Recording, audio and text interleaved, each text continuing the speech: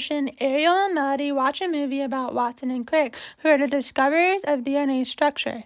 This is so cool, Ariel. Can you tell me more? DNA structure consists of a ribose sugar ring, which holds a phosphate molecule and the nitrogenous base. These three components make up a nucleotide. The nitrogenous bases are either purines or pyrimidines. The purines are adenine and guanine, while the pyrimidines are thymine and cytosine.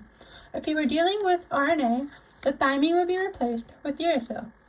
While purines are double-ring structures, pyrimidines are single-ring. Now let's talk about the different carbons on the ribose sugar.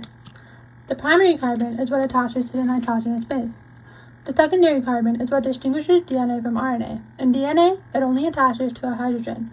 However, if you're looking at RNA, it would attach to an OH group. The tertiary carbon is what attaches to the next nucleotide in the chain. Notice that the 3' end connects to the 5' end. The 5' carbon is what attaches to the phosphate group. Base pairing is the idea that adenine binds with thymine and guanine binds with cytosine. This allows for the width of the double helix to remain constant. The nitrogenous bases are paired together with the help of hydrogen bonds. Adenine and thymine pair using 2 hydrogen bonds, and cytosine and guanine pair using 3 hydrogen bonds. While hydrogen bonds pair the nitrogenous bases together, they are not the major strength that keeps the two DNA strands together. The sugar-phosphate backbone of DNA, which has negative charges, is held together by phosphodiester bonds. The phosphate backbone of DNA has a negative charge associated with it and it's hydrophilic, meaning that it loves water. Meanwhile, there are no charges in the middle of the molecule, and the center region is hydrophobic, meaning that it fears water.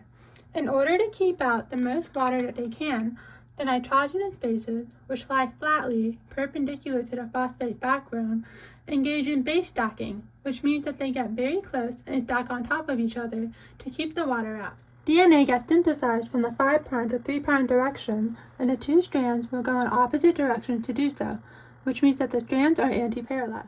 The most biologically relevant DNA has a right-handed coil. This means that the strands go up and to the right. Similarly, this seashell is also right-handed because it also goes up and to the right. Can you find a left-handed seashell? I found one, Ariel. Look, it goes up and to the left. That means it's left-handed. Along the DNA, there's alternating major and minor grooves. A major groove is a larger outer space between the DNA strands, and a minor groove is a smaller space. While each groove has its own specific binding proteins that enter it, most proteins enter and interact with the major groove, because there is more space and opportunity to do so.